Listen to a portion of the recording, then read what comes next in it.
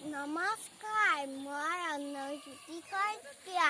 মই বুদ্ধিডিং জাতীয় বিদ্যালয়ৰ 8 শ্ৰেণীৰ ছাত্ৰ।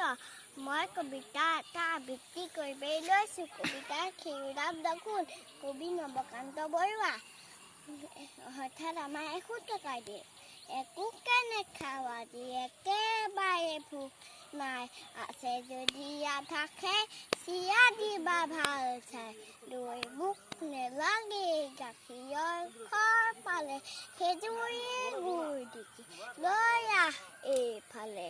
নাই যদি মালভোগ ভাজি কলকেৰাল, আৰু একো নেলাগে, এই হ'ব জলপান।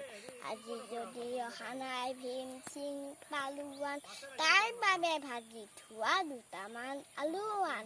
পাপৰ আছিল বোলে, অগঠাত খেকচোন, আচাৰ ওলাব পৰা বিচাৰিছোঁ।